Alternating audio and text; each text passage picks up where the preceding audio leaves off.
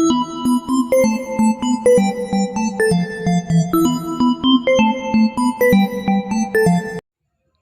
दोस्तों, welcome back to my channel. मैं जोया, आपकी फ़ैन, और आपका अपने चैनल में स्वागत करती हूँ। ठीक है, तो आज हम क्लास 12 का चैप्टर नंबर 8 का पार्ट 2 लेके आए हैं, जिसमें हम पढ़ेंगे विश्व साझी संपदा की सुरक्षा। ठीक है, हमने पहले वीडियो में पर्यावरण के बारे में पढ़ा था। ठीक है, कि उसकी चिंता क्यों, उसके बारे में पढ़ा था हमने। ये पार्ट 2 है हमारा। ठीक है, याद रखिएगा। तो हम शुरू करते हैं बिना टाइम जाए किए, ताकि हमारा टाइम वेस्ट ना हो। उसके बाद ध्यान से सुनिएगा, और अगर कुछ ना समझ में आए तो मुझे एक बार बता दीजिएगा, कमेंट कर दीजिएगा। और वीडियो उसको शुरू करने से पहले मैं बताना चाहूँगी, अगर आपने मेरे चैनल को सब्सक्राइब नहीं किया है और आप मेरे चैनल पर नए हैं तो प्लीज़ सब्सक्राइब कर लें।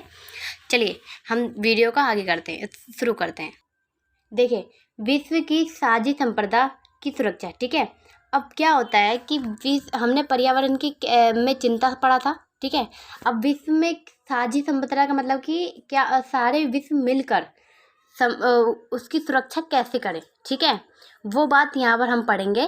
तो हम शुरू करते हैं। देखिए, साझी संपदा उन संसाधनों को कहते हैं जिन पर एक एक का नहीं बल्कि पूरे समुदाय का अधिकार होता है। मैंने वही बात बताई आपको कि एक नहीं बल्कि सब मिलकर एक उसकी सुरक्षा करेगा और उसका यूज़ करेगा। ठीक है, ये होता है साझी संपदा। ठीक है, सबका अधिकार होता है। ठीक है, यानी एक ना हो, सबका हो। मैंने पहले बता दिया आपको कि एक इंसान नहीं, एक देश नहीं, सभी लोग, सभी देश क्या करेगी, उसका यूज़ करेगी और उसकी सुरक्षा करेगी। ठीक है, चलिए आगे बढ़ते हैं। परिवार संयुक्त परिवार का चूल्हा, चारगाह, मैदान, कुआं, नदी संपदा के उदाहरण। ठीक है, अब संपदा के कौन कौन से उदाहरण हैं? देखिए, 1 नंबर के टॉपिक में आपको ये लिखना होगा, जो उदाहरण है चूल्हा, चारगाह, मैदान, कुआं, नदी। यानी जैसे कि एक परिवार की बात कर दे कि संपदा, यानी कि ऐसा होता है जैसे कि एक मोबाइल फ़ोन की बात हो रही है, तो वो साझी संपदा नहीं है। ठीक है, वो एक अपना किसी और का होगा और दूसरा फ़ोन किसी और का होगा। परिवार का सबका आज के टाइम में, चाहे वो कितने भी मीडियम हो, चाहे वो हाई लेवल का हो, सबके पास अपना अपना मोबाइल फ़ोन होता है। तो वो क्या है कि वो साझी संपदा नहीं है। ठीक है, हम अपना फ़ोन यूज़ कर सकते हैं, दूसरे का हम अपने परिवार में ही दूसरे का फ़ोन नहीं यूज़ करेंगे, वो साझी संपदा नहीं है। ठीक है, अब रही बात जैसे कि और चीज़ों की, तो साझी संपदा जैसे कि मैदान हुआ, घर में मैदान, गली में, परिवार में जो घर है उसमें मैदान बना है तो वो सब यूज़ कर सकता है। कुएँ से सब पानी निकाल सकता है, और नदी में भी साझी संपदा कर सकता है। चूल्हा, एक ही चूल्हा पे खाना बनेगा, सब खाएंगे। ठीक है, चारगाह का भी यूज़ कर सकता है, सभी जानवर यूज़ करते हैं, वो होता है साझी संपदा। यानी एक इंसान ना यूज़ करके उसका यूज़ सब करेंगे। इतना समझ में आ गया कि साझी संपदा क्या होता है।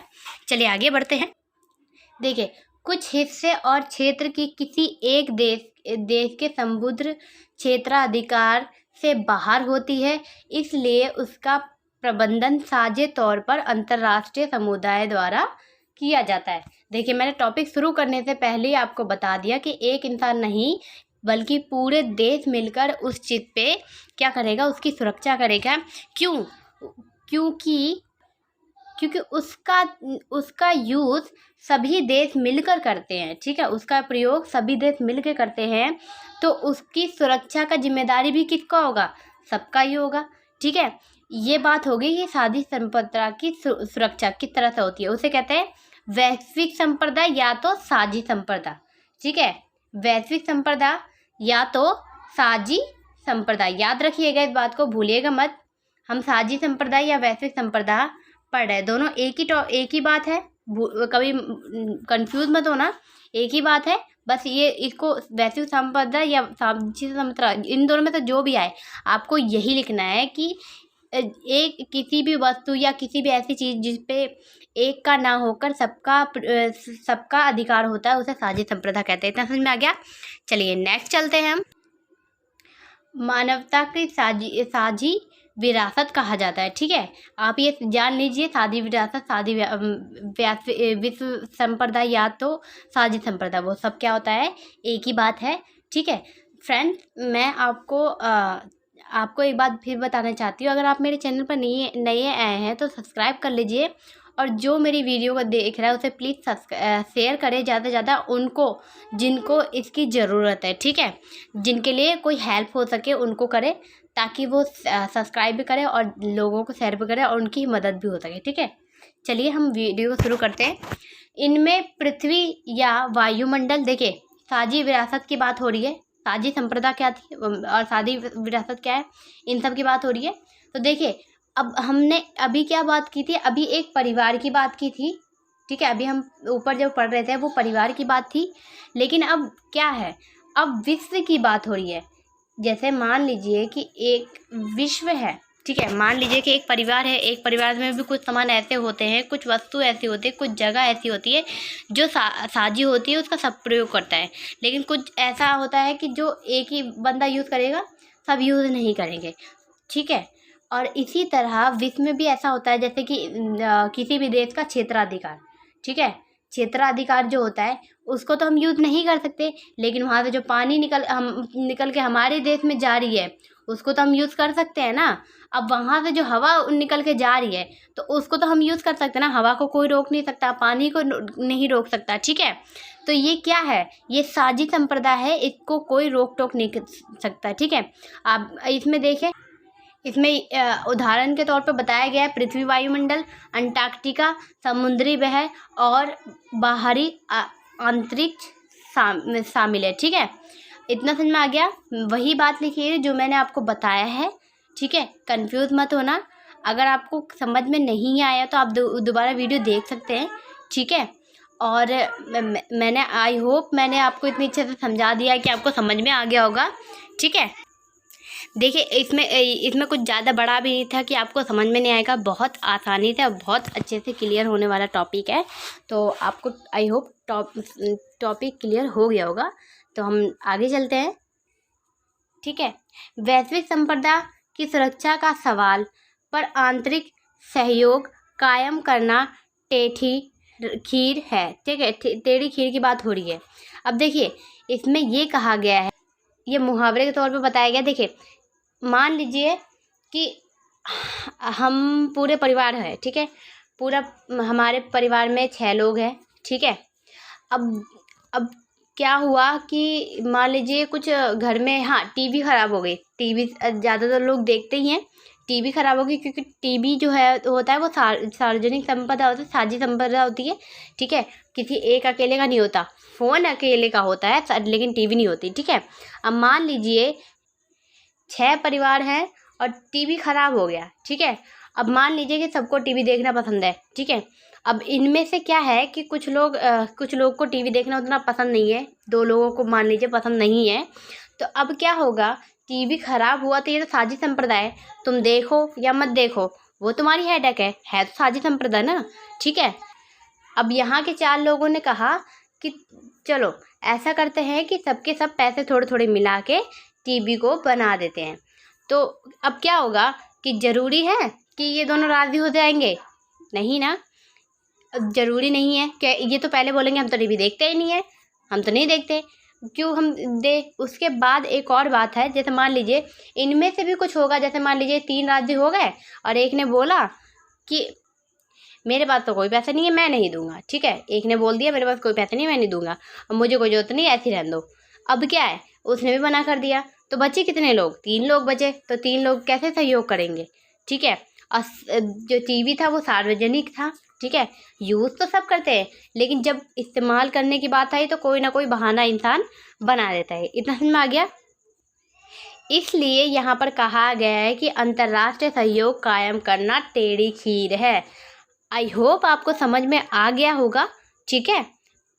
चलिए आगे बढ़ते हैं। इस दिशा में कुछ महत्वपूर्ण समझौते जैसे अंटार्कटिका संधि 1959, ठीक है, मटेरियल न्यायाचार प्रोटोकॉल 1987 और अंटार्कटिका पर्यावरणीय न्यायाचार 1991, ठीक है, हो चुका है। यानी 3 संधियाँ हुई, ठीक है। क्योंकि ताकि विश्व में पर्यावरण को बचाया जा सके, उसमें जो समस्या आ रही है उसको बचा सके, जैसे बीमारी ना बढ़े। और आज देख लीजिए, आज हालत है कि कोरोना से इंसान आज घर में बैठे हैं, ठीक है। बता, जब कहते हैं ना, जब किसी को नुकसान पहुंचाओगे तो वो तो हमें उल्टा नुकसान पहुंचाएगा ही ना। इसी तरह जब इंसान ने पेड़ों को काटा, पेड़ों से ऑक्सीजन मिलना बंद हो गया, तो आज लोगों को कोरोना से ऑक्सीजन की कमी हो रही है, ठीक है। ये बात हो रही है। अब देखिए, ये बात हो गई। अगर पहले से इंसान सावधानी बरतता तो शायद ये वायरस वगैरह नहीं आता। उसके बाद लोग जो पंछी वगैरह थे, पक्षी वगैरह, उनको कैद करके रखा करते थे पहले घरों में। और आज जो कोरोना से ऐसा हालत हो गया कि इंसान खुद अपने घरों में कैद बैठा है। इतना समझ में आ गया। सॉरी, मैं आपको ऐसे एग्जांपल बता रही थी कि ऐसा हो रहा है। कहते हैं ना कि अगर आप किसी के साथ गलत तो करोगे तो वो तो कहीं ना कहीं से गलत होगा ही ना। अगर हम पहले से पर्यावरण पे ध्यान देते तो आज शायद ऐसी गंभीर बीमारियों या वायरसों का सामना शायद ना करना पड़ता, ठीक है। शायद की बात करिए, उतना भी नहीं अंदाज़ा है। चलिए हम आगे बढ़ते हैं। और मैं आप सबसे गुजारिश करूँगी कि अपने घर में मतलब कि सेफ रहें और पढ़ते रहें। और उसके साथ ही साथ तो अपने घर में पेड़ वगैरह लगा के रखें ताकि ऑक्सीजन की कमी ना हो, आपको ऑक्सीजन अच्छी तरह से मिले, ठीक है। वो बात की बात रही। चलिए हम पढ़ाई में ध्यान देते हैं, ठीक है। देखिए, पारिस्थितिकी से जुड़े हर मामले के साथ एक बड़ी समस्या यह जुड़ी है कि अपूर्ण वैज्ञानिक साक्ष्यों और समय सीमा को लेकर मतभेद पैदा होते हैं। ऐसे में एक सामान्य पर्यावरण एजेंडा पर सहमति कायम करना मुश्किल हो गई। ठीक इसी तरह वैश्विक संप्रदा के रूप में बाहरी अंतरिक्ष के इतिहास में से भी पता चला है कि इस क्षेत्र में प्रतिबंध इस और दक्षिणी गोलार्ध में देशों के बीच मौजूद असमानता का असर पड़ता है, ठीक है। धरती के वायुमंडल में समुद्र तहत के समान यह भी महत्वपूर्ण है। देखिए, एक बात मैं आपको और क्लियर करना चाहती हूँ कि उत्तरी गोलार्ध और दक्षिणी गोलार्ध दोनों अलग है। बहुत से बच्चे कंफ्यूज हो जाते, तो प्लीज़ कंफ्यूज ना हो। उत्तरी गोलार्ध और दक्षिणी गोलार्ध दोनों अलग है, ठीक है। और दोनों अलग अलग जगह पे है, ठीक है। उसके बाद देखिए, मैं आपको ये बताना चाहती हूँ कि वैश्विक संप्रदा की बात हो रही है यहाँ पर। हमने पहले जो पढ़ा था वो पर्यावरण की बात कर रहे थे कि उसकी चुनौतियों से कैसे निपटे, कैसे सामना करे, मतलब क्यों ज़रूरी है उस पर्यावरण की, ठीक है। अब हम सामाजिक संप्रदा की बात कर रहे हैं, ठीक है। यही कि हम कैसे करें, कैसे ना करें। तो मैंने अभी आपको ऊपर अभी एग्जांपल बताया था ना कि जैसे मान लीजिए घर में टीवी है और टीवी 5 लोग देखते हैं, 1 लोग नहीं देखता। मान लीजिए अब लोग ने जब बनाने की बात आई तो कोई ना कोई बहाने करके भागने लगे। तो इसी तरह जब देश की बात होती है ना, जब विश्व में सुरक्षा की बात तो विकासशील देश क्या कहते हैं?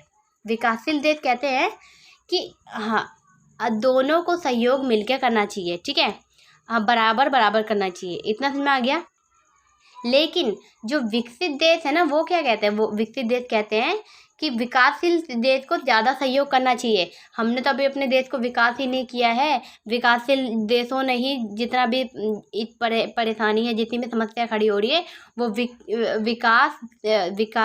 विकसित देशों के कारण हो रही है, विकासशील देशों के कारण हो रही है। और विकसित देश जो है वो तभी विकास भी नहीं कर रहे, तो वो कैसे मतलब कि उस पर सहयोग देंगे, ठीक है। वो बात हो रही है। अब यही बात है कि बहाने होती है, ठीक है। क्योंकि ये इनका आरोप भी सही है कि अभी तो हमारा विकास हुआ नहीं, हमने तो उतना नुकसान पर्यावरण को दिया ही नहीं जितना हम भरपाई करें। लेकिन विकासशील जो विकास कर चुके हैं वो कहते हैं कि दोनों को सहयोग बराबर देना चाहिए। इतना समझ में आ गया। चलिए आगे बढ़ते हैं। मसला प्रौद्योगिकी और औद्योगिकी विकास है, ठीक है। यह एक ज़रूरी बात है क्योंकि बाहरी अंतरिक्ष में जो दोहन कार्य हो रहा है उनके फ़ायदे ना तो मौजूद पीढ़ी में सबके लिए बराबर है और ना ही आगे पीढ़ियों के लिए है। ठीक है, इतना समझ में आ गया। आई होप आपको ये चैप्टर समझ में आया होगा। अब हम इसका नेक्स्ट पार्ट लेके आएंगे, तो उसमें भी हम बहुत इम्पोर्टेंट चीज़ें पढ़ेंगे। देखिए, और इसमें मैं आपको बहुत सारे जो चैप्टर है ना, उसमें 6 नंबर के क्वेश्चन बनते हैं, 5 नंबर के 6 नंबर के क्वेश्चन बनते हैं। ठीक है, तो हर चैप्टर में से इतना तो याद कर लीजिए कि आपके 5 नंबर और 6 नंबर आने या 6 नंबर आना पॉसिबल। इस चैप्टर से भी ज़्यादा कुछ खास पूछा नहीं जाता। वैसे ज़्यादा अगर 6 नंबर से पूछा जाता है ना, तो वो चैप्टर नंबर 2 है। ठीक है, चैप्टर नंबर 2 है। इसमें से भी जो इम्पोर्टेंट है वो मैं आपको नेक्स्ट वीडियो में बता दूंगी, जो आपके पेपर के लिए बहुत ज़्यादा इम्पोर्टेंट होगा और आपके लिए बहुत ज़्यादा सहयोगी होगा। ठीक है, अब देखिए, मैं आपसे मिलती हूँ नेक्स्ट वीडियो में। अगर आप मेरे चैनल को अभी सब्सक्राइब नहीं किया है तो प्लीज़ सब्सक्राइब कर लें, और हाँ, बेल आइकन को भी ज़रूर दबा दीजिएगा। और मैं आप सभी दोस्तों से गुजारिश करती हूँ कि ज़्यादा से ज़्यादा इसको शेयर करें, ताकि दूसरे का भी मदद हो सके। ठीक है, तो मिलती हूँ आपसे अगले